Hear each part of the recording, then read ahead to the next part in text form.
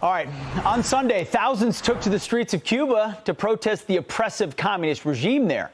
But according to the still failing New York Times, shouting freedom, well, it's just another anti-government slogan. Take a look at this tweet.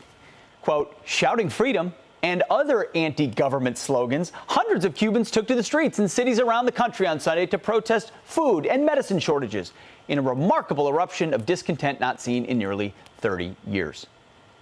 Just so we're clear here, that's freedom and other government slogans.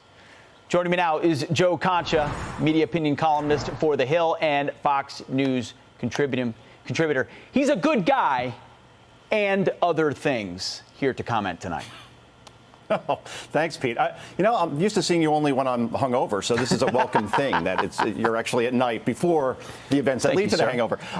Yeah, look, at the New York Times, we're not surprised by this, right? No. They said on July 4th that the American flag is a divisive item, right? It's a divisive symbol. That's ridiculous. There was one New York Times reporter that went out to Long Island and found that there were a lot of American flags on lawns and trucks, and she called that, quote, disturbing, unquote. So, look, overall, the Biden State Department has been echoed by many in soapbox media that say that these protests were a direct result of COVID or a lack of vaccine or medicine shortages and not, a brutal dictatorship, a failing economy, and human rights abuses. CBS News, because you can't let a crisis go to waste, blamed President Trump for Cuba's economic woes. Quote, the Trump administration passed many more regulations, many more sanctions against it, which basically has cut off all income coming into Cuba. Oh, poor them.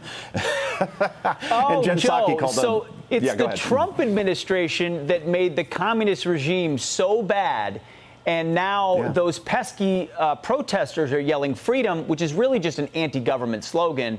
And so we need to be fair and balanced about this and really characterize it not as gulags and political persecution. Right, because their economy was going great, going all the way back to John F. Kennedy, until Trump came along and destroyed the whole damn thing. Oh, no, or maybe it's communism doesn't work. Let's just ask anybody from Venezuela to the old Soviet Union, Pete.